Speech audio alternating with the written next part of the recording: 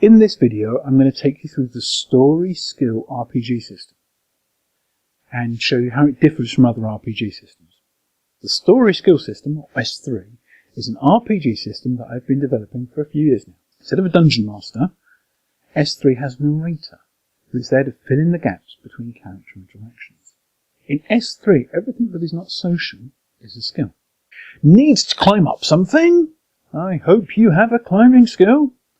Want to make a cup of tea? Roll your tea making skills. Found a lock to pick? Oh, that looks tricky. Do you have a lockpick skill? If you don't have the skill the narrator asks for, no problem. Roll it at novice level with a D4. Yeah, good luck with that. Where S3 differs from something like Pathfinder or Dungeons & Dragons is there are no prescribed skill lists. There are suggested skills, but you can literally have whatever skills seem suitable to the setting you're playing in. Whatever your narrator says is a skill for your setting, it's a skill. It just is.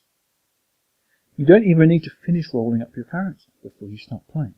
It is perfectly acceptable to defer class, background and job skill selection until you have a feel for how you want to play. Early on, this means that it's quite likely that the players will just so happen to have the needed skill to carry out some action and be the hero for a moment.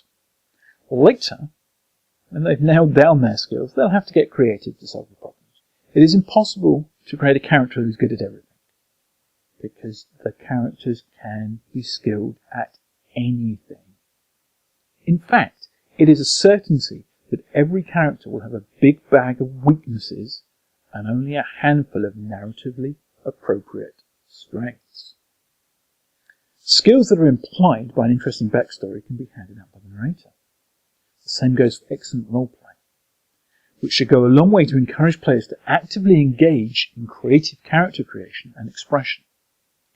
The narrator is encouraged to award skills to characters on the fly by simply making them up as they see fit. The more specific the skill, the better. This sounds a little chaotic. That's because it is. S3 is a game of improvised, character-driven storytelling. Players can and should first attempt to solve all problems through character roleplay, with the narrator allowing a successful outcome based on the quality of the roleplay. An ideal session of S3 could well never use dice at all. Instead of rolling bluff to get past the guards, let me hear that bluff. What are you going to tell them? What story have you got going on? Let's hear it. That massive emphasis on the role of roleplay is the core part of S3. There can be combat. There is a whole system of dealing with that quickly and efficiently, but by design, S3 is geared towards no or low combat. Mechanics for combat exist, as I said, but as a set of opposed skill checks. Characters start with 5 or 6 health stars and die if they lose at least half of their remaining stars in a single injury. Human beings are fragile, and this game reflects that. You are soft and squishy and taste good with ketchup, so avoid angry dragons. In other words, pick your fights very carefully or solve your problems like an adult.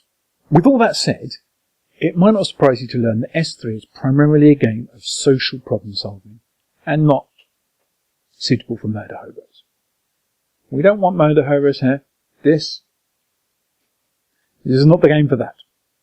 In the broadest of broad strokes introductions, I have only had time to touch on the social and make things up on the fly and problem solving aspects of S3. I may go deeper in some future videos. In fact, I know I will. I've already got the script sitting on my desk waiting for me to record it. The first setting for S3 is called Mad Science, and it is everything a silly sci-fi should be. I hope to have it ready for beta testing late this year or early next year, depending on COVID and stuff. There is a ghost hunting setting in development, which is almost finished, save for a few example encounters and commissioning artwork, which again, COVID's kind of got in the way of. I hope to release Ghost Hunters now next year.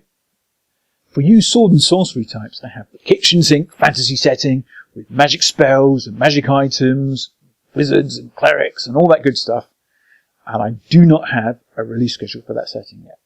Mainly because I've not beta tested any of the magic system at all, which is all skills and is quite expansive. Now, I post alpha build insights to my blog, link in the description. If you want the latest news on S3 and other nerdy wordy stuff I happen to post, please subscribe and ring that bell icon to get updates. Now, if you're still watching, you are a total legend, so please share this video far and wide so I can get the word out about S3. I'll see you in the next video. Stay nerdy.